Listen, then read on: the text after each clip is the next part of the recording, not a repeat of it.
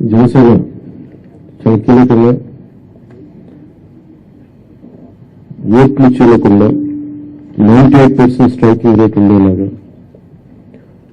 ఎక్కువ స్థానాలు తీసేసుకొని ఎక్స్పెరిమెంట్ చేసే కంటే కూడా తక్కువ స్థానాలు తీసుకొని రాష్ట్ర ప్రజలకు ఉపయోగపడేలాగా ఈరోజు మేము చూస్తుంది కూడా రాష్ట్రాన్ని ముందు ఒక గాడిలో పెట్టడం, పార్టీ ప్రయోజనాలను దాటి వ్యక్తి ప్రయోజనాలను దాటి రాష్ట్ర ప్రయోజనాలను దృష్టిలో పెట్టుకొని 2014 నుంచి మనం నలుగుతా ఉన్నాం.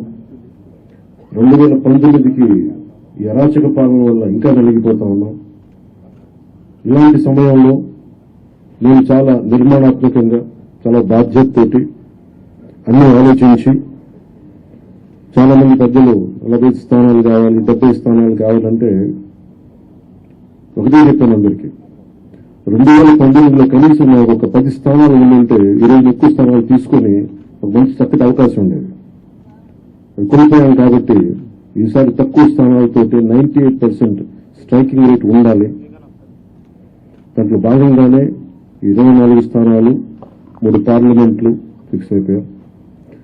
అలాగే 24 స్థానాలు కనిపిస్తున్నాయి కానీ జనసేనకి మనం చూడాల్సింది 3 పార్లమెంట్లో ఇంకొక అదనంగా ఇంకొక 18 నుంచి 20 దాకా స్థానాలు అధికంగా యాడ్ అవుతాయి. సో దాదాపు ఒకలా చూస్తే జనసేన అందరూ అనుకున్నట్టుగా ఒక 40 స్థానాల్లో పోటీ చేస్తున్నట్టు లెక్క 3 పార్లమెంట్తో కలుపుకొని. నేను కూడా ఒక ఈ అలయన్స్ బలంగా ఉండాలి, టీడీపీ జనసేన అలయన్స్ బలంగా ఉండాలంటే నేను కూడా ప్రత్యేకించి భారతీయ జనతా పార్టీని దృష్టిలో పెట్టుకొని కూడా నా సీట్లని కుదించుకోవడం జరిగింది. ఇది మన నాయకులందరికీ కూడా వ్యక్తి ప్రయోజనాలను పక్కన పెట్టి రాష్ట్ర ప్రయోజనాలని ముందుకు తీసుకెళ్దాం.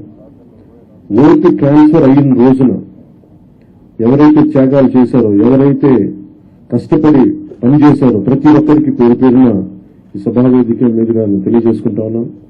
ప్రతి ఒక్కరికి మీ ప్రతిభతోటి మీ సమర్థతతోటి మీ అనుభవం ఎలా ఉందో దానికి తగ్గ ప్రతిఫలం ఉంటుంది. భవిష్యత్తులో పదవులు మన ప్రభుత్వం స్థాపించిన వెంటనే ఎలాంటి పదవులు మీ సమర్థతకి మీ ప్రతిభకి తగ్గట్టుగా ఖచ్చితంగా మీకు అండగా ఉంటామని తెలియజేసుకుంటూ ప్రతి జన సైనికులకి, ప్రతి వీర మహిళలకి, ప్రతి జనసేన మద్దతుదారులందరికీ కూడా మన ఓటు టీడీపీకి వెళ్ళటం ఎంత ముఖ్యమో టీడీపీ ఓటు కూడా మనకు రావడం అంతే ముఖ్యం.